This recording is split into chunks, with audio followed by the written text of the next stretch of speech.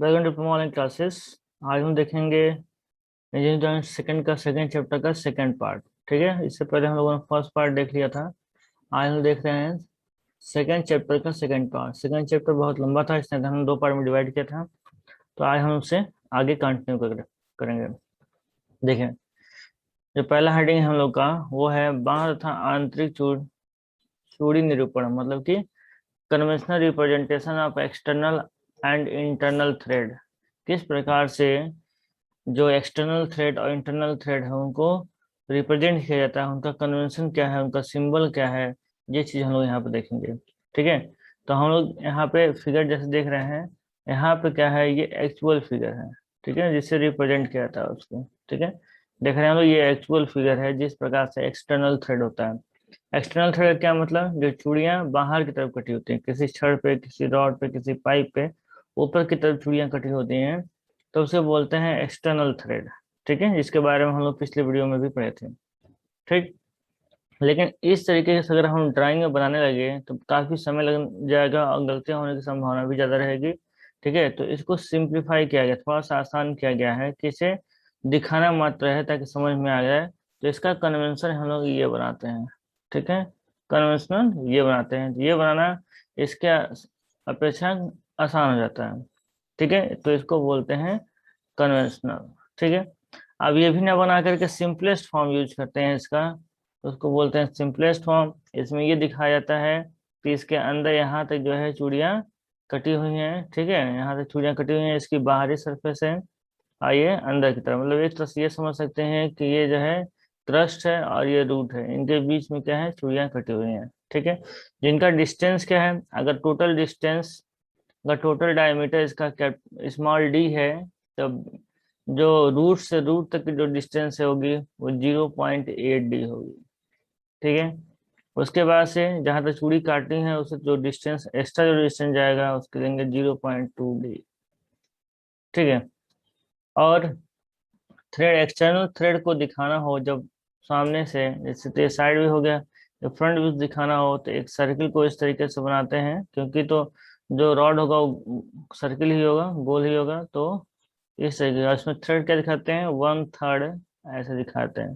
ठीक है, एक खाने को यहाँ पे छोड़ देते हैं, बस 1/3 को इस तरीके से दिखाते हैं, जिससे हमको ये समझना होता है कि एक्सटर्नल थ्रेड का सिंबल है। ठीक है, एक्सटर्नल थ्रेड का सिंबल है। यही चीज यहाँ पे लिखा हुआ है ऊपर भी देखें। यहाँ बताया गया किसी बेलनाकार छड़ के ऊपरी सतह पर बनी चूड़ियों को बाह्य चूड़ियां कहते हैं, एक्सटर्नल थ्रेड कहते हैं। जैसे कि बोल्ट में बना होता है, स्टड आदि में बना होता है। इन स्क्रू चूड़ियों को वास्तविक हेलिकल वक्र के रूप में बनाने में अधिक समय और श्रम लगता है, मतलब कि अधिक समय भी लगता है और मेहनत भी लगती है अगर हम इस तरह से ड्रा करने लगे तो। ठीक है, अतः कम समय में आसानी से बनाने के लिए इसका कन्वेंशनल रूप या इसका सरलीकरण रूप प्रयोग किया जाता है। या तो ये वाला रूप बनाते हैं या तो ये वाला रूप बनाते हैं अपनी ड्राइंग शीट पे। ठीक है, ताकि इजिली इसे बनाया जा सके और स्पष्ट रूप से ये बन सके। ठीक है, इसके बाद हम लोग देखेंगे इंटरनल थ्रेड। सेम उसी तरीके से है। इंटरनल थ्रेड का क्या मतलब, कोई खोखला अगर पाइप है तो उसके अंदर बन जाएगा। ठीक है, सॉफ्ट खोखला है तो उसके अंदर की तरफ चूड़ी बनेगी। ठीक है, जैसे कि हम देख रहे हैं यहाँ पे कोई खोखला बॉडी है जिसके अंदर थ्रेड बनना है। ठीक है, तो यहाँ पे ये एक बॉडी है जिसके अंदर चूड़ी कटी हुई है, इसके अंदर चूड़ी कटी है तो इसलिए बोला गया इंटरनल थ्रेड। ठीक है, लेकिन ये एक्चुअल फिगर है। ठीक है, अब इसको कन्वेंशनल फिगर में ले आए हैं तो थ्रेड को इजीली बना लिए हैं। ठीक है, थ्रेड को देखेंगे बहुत आसानी से बनाया गया है। और उसके बाद सिंप्लीफाइड फिगर है यहाँ पे है। ठीक, सिंप्लीफाइड फिगर में फिर से यही चीज दिखाया गया है कि यहाँ पर रूट से रूट तक की डिस्टेंस 0.8 डी है, और क्रस्ट से क्रस्ट तक की डिस्टेंस जो है डी है, और थ्रेड के बाद जो ये डिस्टेंस लिया गया उसको बोला गया 0.5 डी। ठीक है, और जो इनके बीच का एंगल है वो 120 है। ठीक है, ये यहाँ दिखाया गया, इसको दिखाने का बस एक ही पर्पज है कि कन्वेंशन किस तरीके से रिप्रेजेंटेशन किया जाता है। ठीक है, यहाँ भी सेम वही चीज बताई गई है, इसलिए हम आगे बढ़ते हैं। देखिए, अब इसी का जो है सिंपल रूप और भी देख सकते हैं हम लोग, आउटसाइड व्यू। कोई आर पार, जैसे कि इसमें क्या है, आर पार हो थ्रेड नहीं बना हुआ है, यहाँ पे बंद हो गया है। अगर यही थ्रेड यहाँ तक पूरा यहाँ तक बना होता, ठीक है, तो उसके लिए यहाँ बताया गया है कि यहाँ पे जो है आउटसाइड मतलब कि पूरी तरीके से ये इस तरीके से गोल है और इसके अंदर जो है थ्रेड कटा हुआ है। ठीक है, इसके अंदर थ्रेड कटा हुआ है, तो जो अंदर है दिखाई नहीं देता उसको हम डॉटेड बनाते हैं इस तरीके से। ये हम लोग पहले ड्राइंग में पढ़ चुके हैं। ठीक है, तो ये आउटसाइड व्यू है, पाइप के बाहर से दिख रहा है। ठीक है, तो नहीं दिख रहा है तो डॉटेड बनाया गया है। सेक्शनल व्यू, उसको आधा काट दिया गया तब ऐसा दिखाई दे रहा है। और ये क्या है, साइड व्यू, जो उसको साइड से देख रहे हैं तो दिखाई दे रहा है 1/3। ठीक है, देखिए यहाँ पे क्या बताया गया है, यहाँ बताया गया है इस स्टूडियो के बाहरी दृश्य यानी कि आउटसाइड दृश्य को दो समांतर डॉटेड रेखाओं द्वारा इन्हें बताया गया है। ठीक है, और बाकी जो है सेक्शनल व्यू द्वारा दिखाया गया है। ठीक, और ये साइड व्यू द्वारा दिखाया गया है।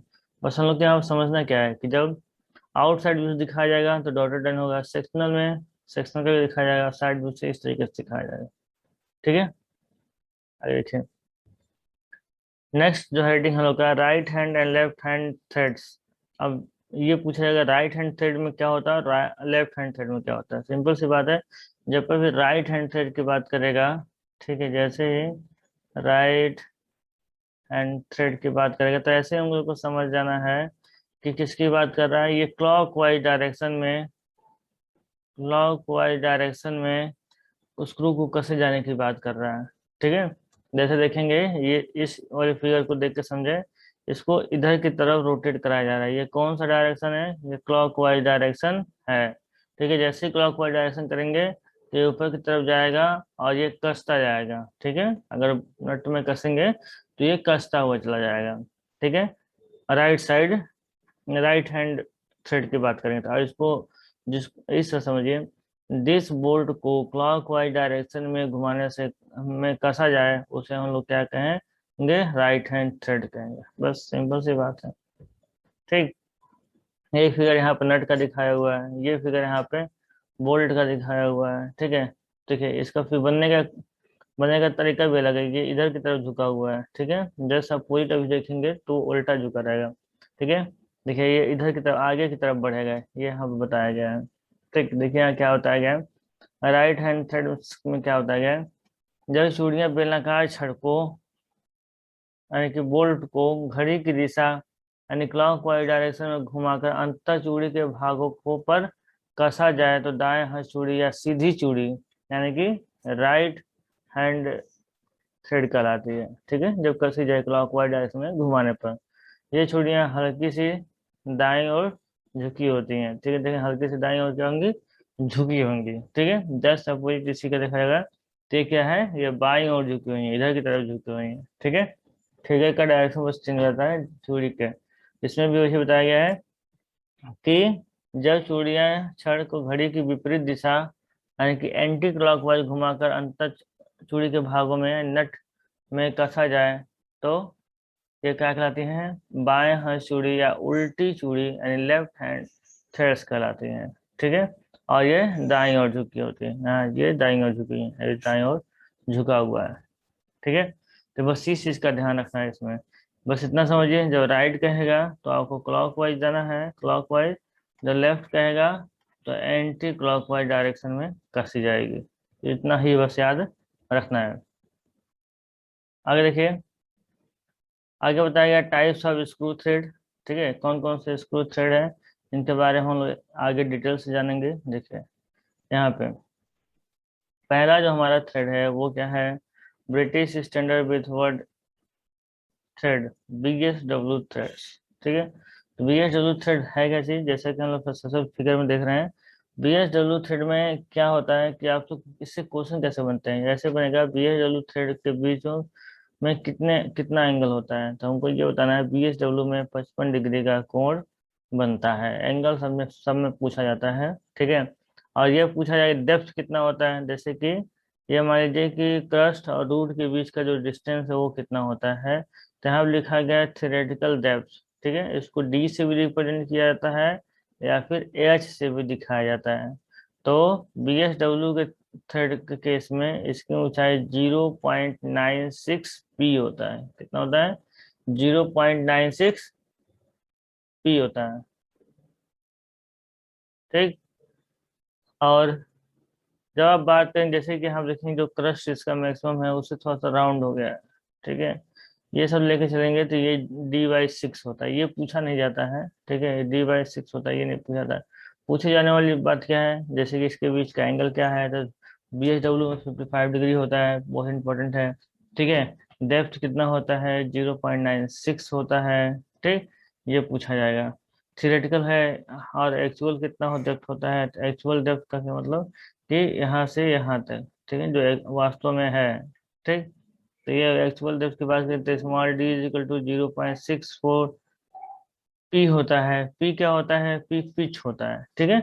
पिच जो हम लोग प्रोफाइल बनाते हैं तो अपने आवश्यकता के अनुसार जहाँ पे थ्रेड को बनाना होता है उसके अनुसार मान लिया था। पी इज इक्वल टू हम कुछ भी मान सकते हैं, 40 mm, ठीक है, या फिर 20 mm। जब हम लोग प्रोफाइल पढ़े होंगे तो उसमें हम लोग इसको बनाना सीखेंगे, ठीक है। पी की वैल्यू अपने से मांग के कैलकुलेशन करके तब इसे हम लोग बनाते हैं, ठीक है।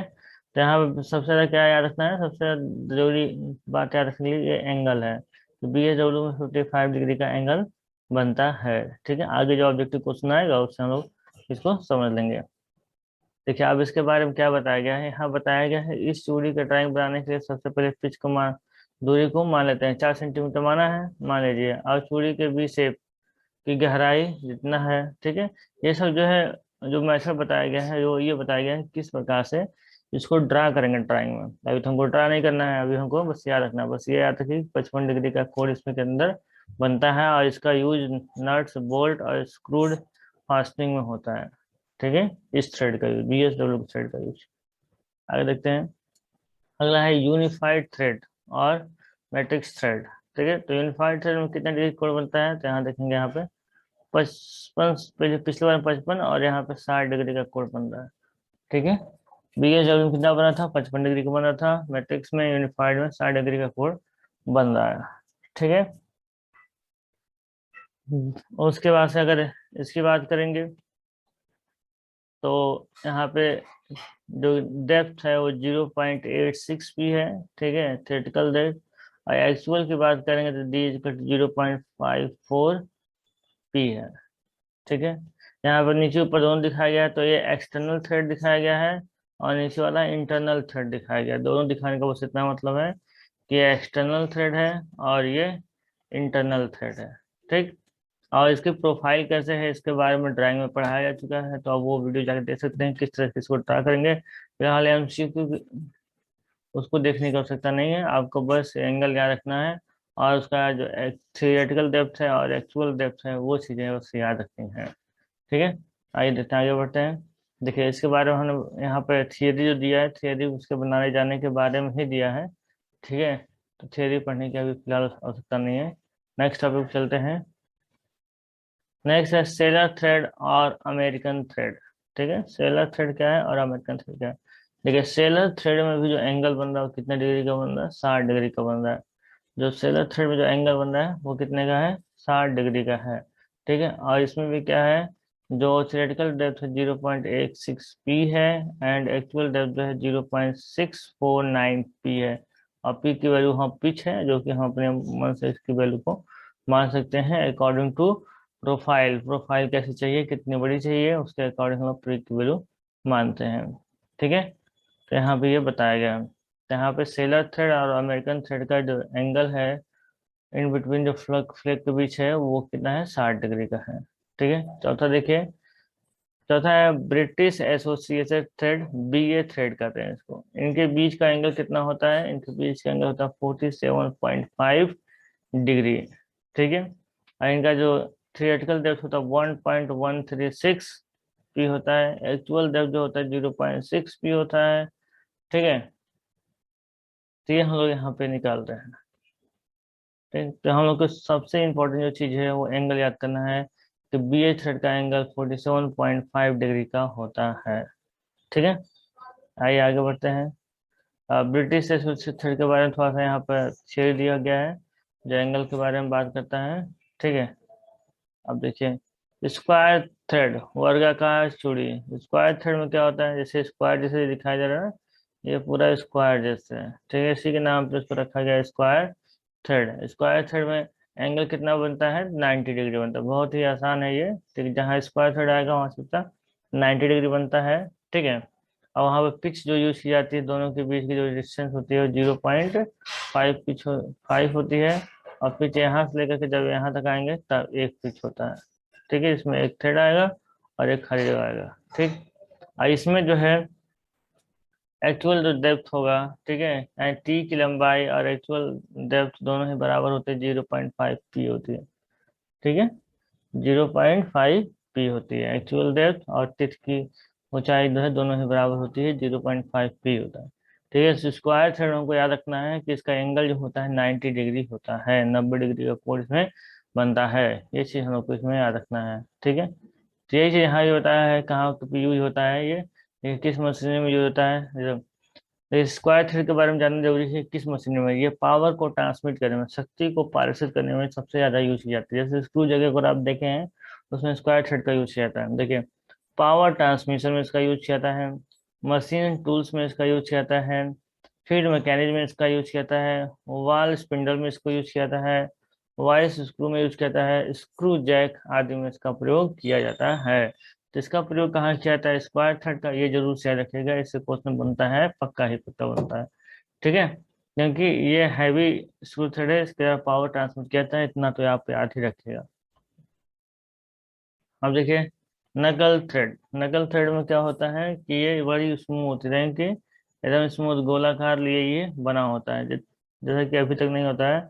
नकल थ्रेड में ये खास बात है। ठीक है, और इसमें कहीं भी एंगल की बात नहीं की जाती है। ठीक है, तो यहाँ पे ये है रेडियस की बात की जाती है कि इसकी रेडियस क्या होती है। ठीक है, तो इसकी रेडियस जो होती है वो 0.25 पी होता है। कितना होता है? 0.25 पी।